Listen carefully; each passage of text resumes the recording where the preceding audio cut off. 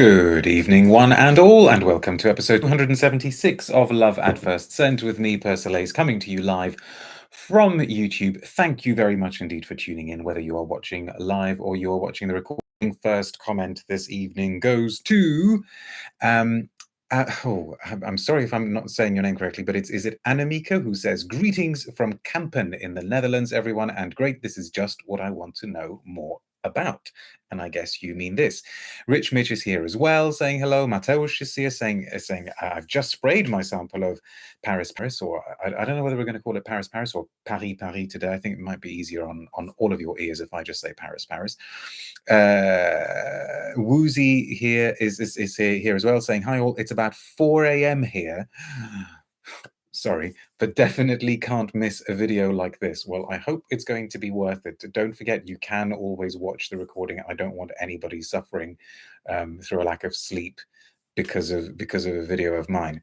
But yes, I was also about to say, if you haven't already subscribed to my channel, please consider doing so, and please consider supporting my work. You will find information about how you can do all of that in the video description below. But for the purposes of today's video, we are going to move swiftly on to a brand new Chanel.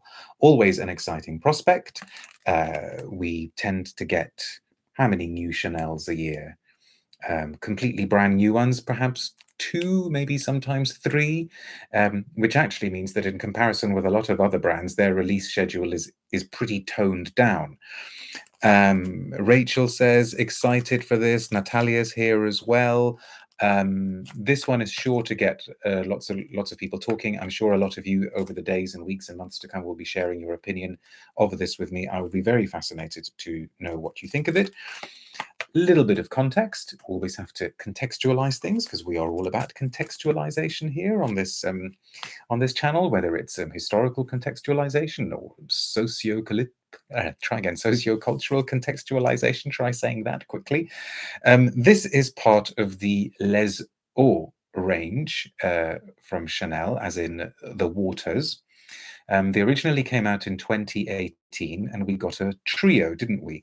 They're all based on fictional journeys, make-believe journeys, abstract journeys, but they're all also related to parts of the world or destinations that in some way had some kind of significance for Gabrielle Chanel herself. In the original trio, I've just seen a very interesting comment from Danny saying Abbey Rouge Instinct is not available in the UK because of a banned substance. This is a total tangent here. I only found out a few days ago that we were getting a flanker to Abbey Rouge, and now I find out that it's not even going to be available in the UK. Right, I need to contact Guerlain. We need to get back to Chanel. I did not know this. Does anybody know any more? But maybe don't leave a comment here. Maybe message me or something. So in the original trio from 2018, we had Biarritz, we had Deauville, and we had Venice, or to give them their full names, Paris, Biarritz, Paris, Deauville, Paris, Venice, or Venise. I did a video on them. I wrote about them on the blog. If I remember, I'll post to I'll link to those videos and blog posts in the video description below. I was definitely more taken with some of them than the others. I wasn't sure that the Venice one really worked at all. I think it kind of fell between pillar and post, if you see what I mean. It was neither one thing nor the other. Olfactive Story says, I'm wearing Paris, Venice today. So interesting. Clearly, it struck a chord with you. My favorite was definitely Biarritz, because even though it contained a marine note, it somehow did that fresh, sea-like, marine, watery, lily of the valley bracing thing extremely well. Deauville was perhaps the most predictable one. Then in 2019, we had Paris Riviera, which kind of came in under the radar almost. There wasn't a huge amount of fanfare about it. That was a perfectly pleasant orangey scent. And then in 2020, unsurprisingly, we didn't have any at all. And then in 2021, last year, we had Edinburgh, or Paris Edinburgh, which I think, not counting this one so far, I think is the best of the line. So out of the 5 that we've had so far, I think last year's was the best one. It was a surprisingly tempestuous, woody, mossy, windswept composition that did somehow evoke a sense of the spirit of the Scottish Highlands, at least to this person who has never been to Scotland. And I did find myself reaching for that one quite a bit over the summer. Rachel says, Mr. Persolaise, I agree. Windswept. Keep the comments coming, by the way. I will read them eventually. And now we have got Paris, Paris. Did they run out of ideas, or did they think, hey, one of the most important locations for Chanel is Paris, so let's just do Paris, Paris. A rose is a rose, is a Paris is a Paris, or something. I must confess, when I first found out that it was going to be called this, I was reminded of Cartier when they did one of their ouds, that it was called Oud and Oud. Nia says, I love your Chanel reviews. I have bought every single one thanks to your description. Tell Chanel. But thank you very much for telling me. I have another, I've just seen Gavin's comment, a staycation perfume, COVID inspired. Good one.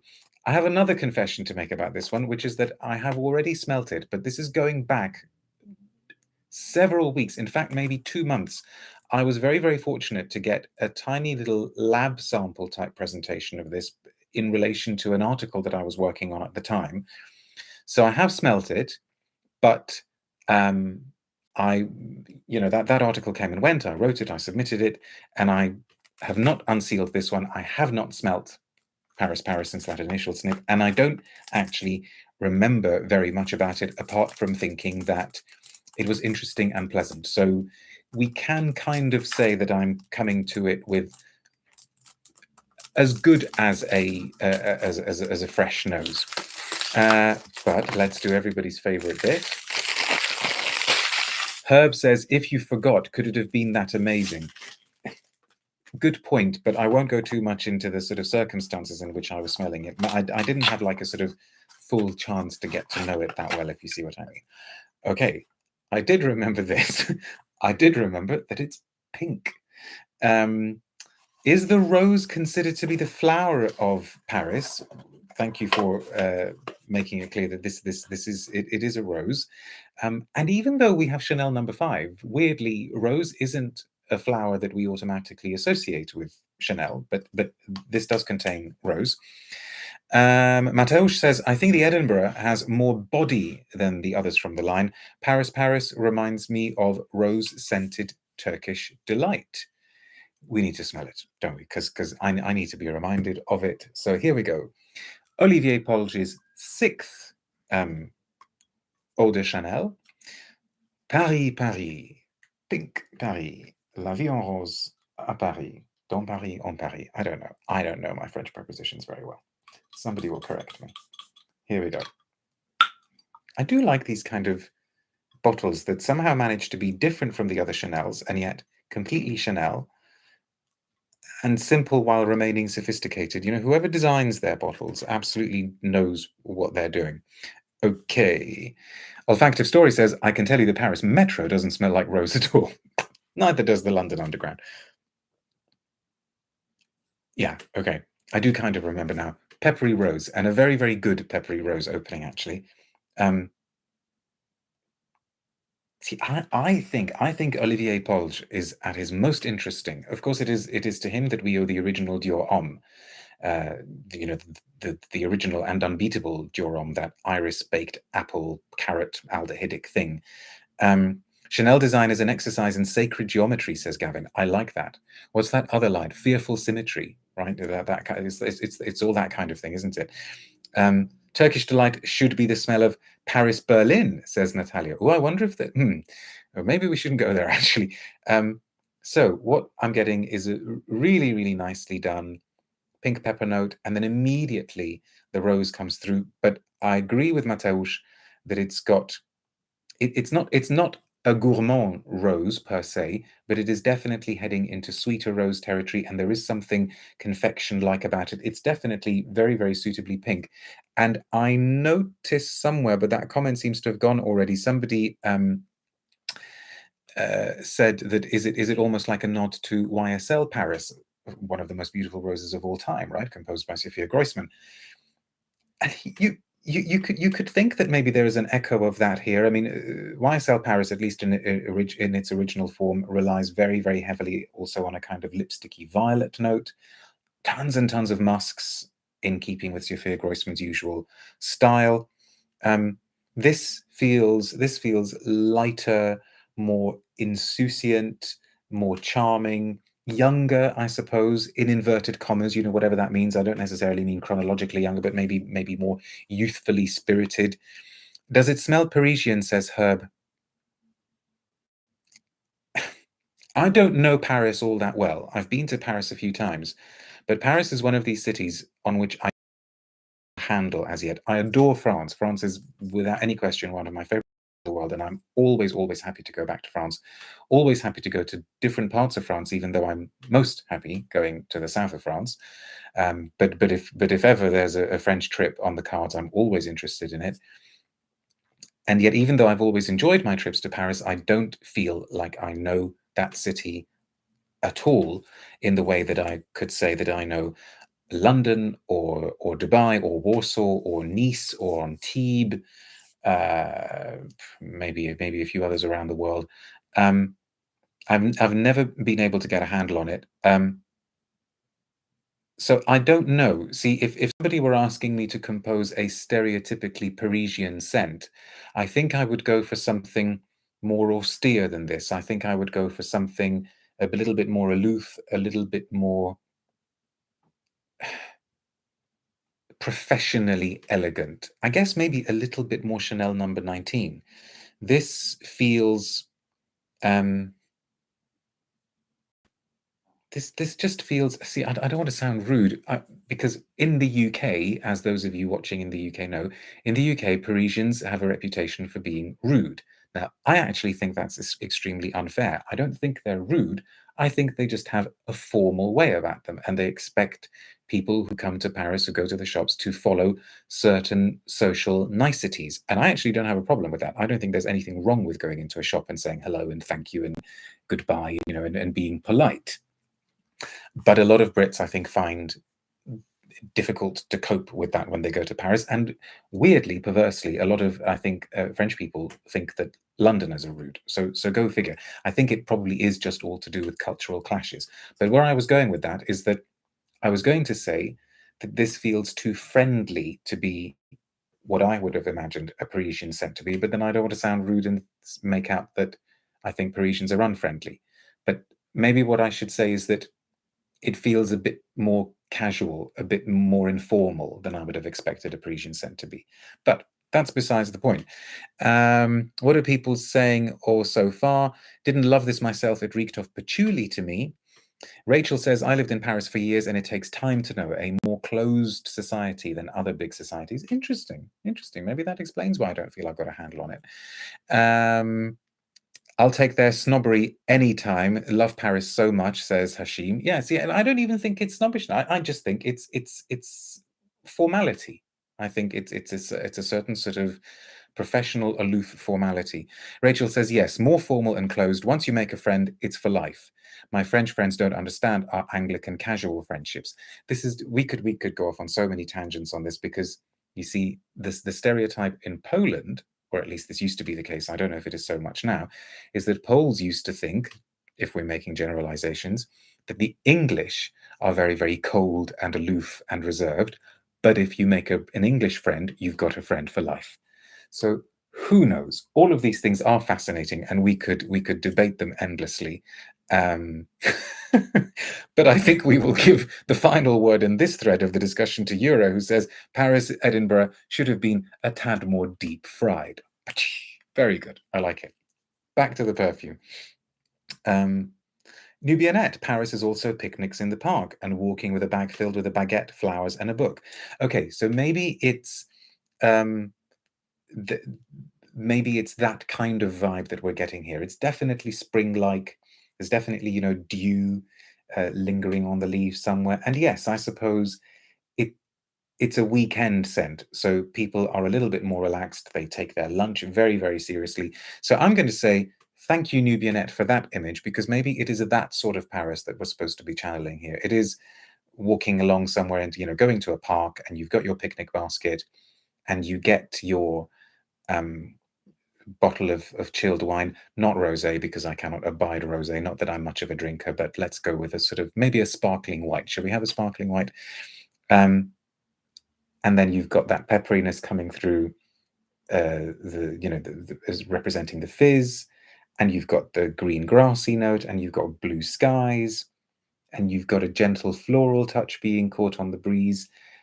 And so I think what you have got is a scent that you can't help but smile at. It is extremely pleasant. It is perhaps less enigmatic, less mysterious, less nocturnal than the Edinburgh, but that's okay. You know, they're clearly going for a different vibe here. Just reading some of your comments. We have got a press release. Chanel press releases are always worth checking out, right? And rest assured, it is not terribly long. Oh, David is saying, good question. David is saying, does it compare to the Dior Miss Dior Rose Essence that I reviewed just a few days ago? This feels like a much more full-bodied, rounded rose, whereas the Dior was very much a kind of light, ethereal rose water. So if you wanted a peppery, rosy scent with more body, this is the one you'd go for. And it's reminding me to some extent, do you remember years ago, this has been discontinued now, when Daniela Andrier did a few scents for Marni? So there was the original Marni, and then came the few flankers. And the Marni scents were a really, really nice, peppery-esque rose with a well-judged musky base. This reminds me of that. I'm sure there's some kind of pencil shaving, cedary leanings, which is kind of making me think of Chance as well. Chance, which I smelled today on somebody, perhaps I shouldn't say who it is, somebody who not only layers perfumes, which is always a brave thing in my opinion, but layers Chanel perfumes, and they layer Coco Mademoiselle with Chance, and you know what? On them, it worked a treat, so who knew? The press release for Paris, Paris, which apparently launched on the 6th, so it's only been out for just under a week. In 2018, Les Eaux de Chanel introduced a new olfactory world to the fragrances of the house, a collection of 6 fresh fragrances. Well, no, they weren't all introduced in 2018. Okay. Inspired by Mademoiselle's favorite places composed around freshness. Biarritz, Deauville, Venice, Riviera, Edinburgh. This year, Olivier Polge, in cooperation with the Chanel Laboratory of Fragrance Creation and Development, has orchestrated an additional olfactory journey, Paris, Paris. A vibrant olfactory journey imbued with freshness and lightness. To experience Les Eaux Paris, Paris is to find oneself in Gabrielle Chanel's Paris, a timeless city full of life, authentic character, and modern spirit.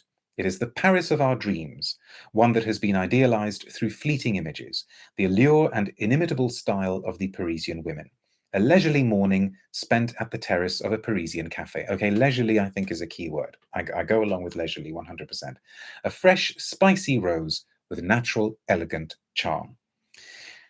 Quote from Monsieur Polge, with Paris, Paris, I created a sparkling floral composition inspired by Parisian women. To embody the essence of this new destination, Olivier Polge chose to use Damasceno rose, a rose full of character that reveals a multitude of facets, which are bolstered by fresh citrus accents and heightened by the sharpness of pink peppercorn extract, I need to slow down, and an elegant patchouli base.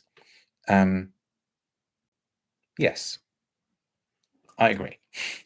And then it just says, Paris, Paris is available in an enveloping mist, a decadent body lotion, and a luxurious shower gel.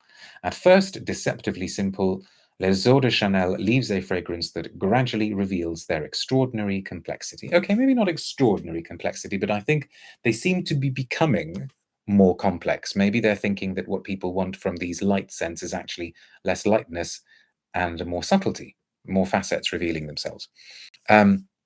We've got people approving of the combination of Chance and Coco Mad. Otis says, speaking of layering, I encountered a client in my work who layered Halfetti with Bleu de Chanel. Holy mother of all things. What's the rest of the comment? It was both as good and as bad as one might expect such a concoction to smell. I don't want to picture this because life is too short, and a few brain cells in my little mind just exploded when I tried to think of this combination. Thank you. Holly says, I am a Chanel-ophile and a rose lover, so this will be fabulous, I'm sure. Love Deauville, as I'm a green scent fiend. Love all Les Exclusifs, and the others in the Les Eaux line are also very good. A travel rep could layer all the Les Eaux. You're on a roll today, well done. And Annemiek says, I wonder about the longevity of this eau. Paris Venice was short-lived on me. Edinburgh was much better. Well, you know, they are meant to be lighter. They are EDTs. They are eau de toilette, same as the exclusives were when they started. Okay, we'll leave the last question now to Gavin, and then we need to move on because I'm going to try and squeeze another video in for you, a classic video. Gavin says, how does this compare to Misia and number 18 and also Egoiste, the other Chanel rose scents? Okay, I think the answer is, you can probably guess how it compares. So Misia is this huge, huge retro powdery violet rose, okay? This is not doing any of that kind of buxom sashaying, here's my huge brooch on my velvet ball gown type thing that Misia does. Number 18, I guess, is a kind of, maybe the number 18 actually is closest to this, because number 18 has got chypre inflections, but it's a different kind of rose. I think this feels more translucent. I would need to re-smell number 18, and I'm not sure I'm familiar with number 18 in the EDP form now. But no, I think this is more about that sort of sparkling pepperiness, the leisureliness. And Egoiste, of course, has also got those the baked fruit notes and the sandalwood. So no, you wouldn't mistake this one for Egoiste in any way, I don't think. Woozy, I am not even going to read your comment out loud. Maybe I should. Halfetti and Viking Cologne is what Woozy is recommending. We need to leave it here because we're going to let YouTube do its thing, and then I will come back with a classic scent that is celebrating its 25-year anniversary. Just a brief video on that one. But for now, thank you very much for watching. Take care.